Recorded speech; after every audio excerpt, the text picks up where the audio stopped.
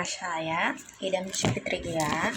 NIM saya 62321210. Di sini saya akan menjelaskan tentang peran atlet Indonesia dalam meningkatkan citra bangsa di kancah internasional.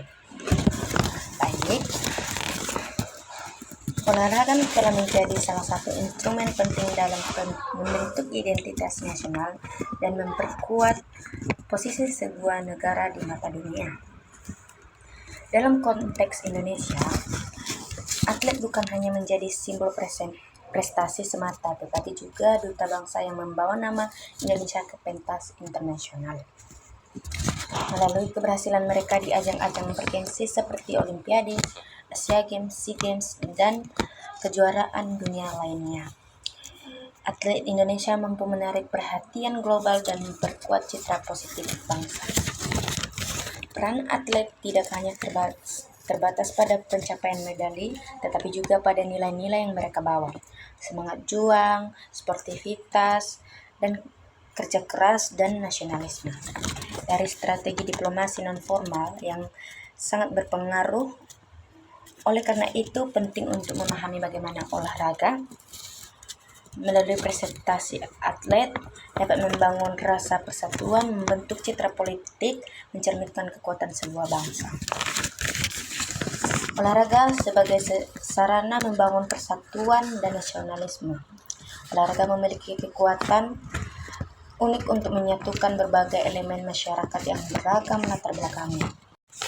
Di Indonesia yang multikultural, momen-momen kemenangan atlet seringkali menjadi saat di mana seluruh rakyat tanpa memandang suku, agama, dan asal daerah bersatu mendukung atlet ketika Indonesia meraih medali emas di ajang internasional. Sorak-sorai dari rasa bangga tidak hanya dirasakan oleh keluarga, teman, tetapi juga dirasakan oleh seluruh bangsa. Fenomena ini menunjukkan bahwa olahraga mampu menciptakan rasa memiliki dan kebanggaan kolektif. Olahraga sebagai alat citra politik dan diplomasi. Pemerintah dan media juga menyadari potensi olahraga sebagai sarana membangun citra politik bangsa. Atlet yang berhasil di panggung nasional bukan hanya dipandang sebagai individu yang sukses, melainkan juga sebagai representasi keberhasilan negara dalam membina generasi muda, mempromosikan kedisiplinan dan menciptakan masyarakat yang sehat dan kompetitif.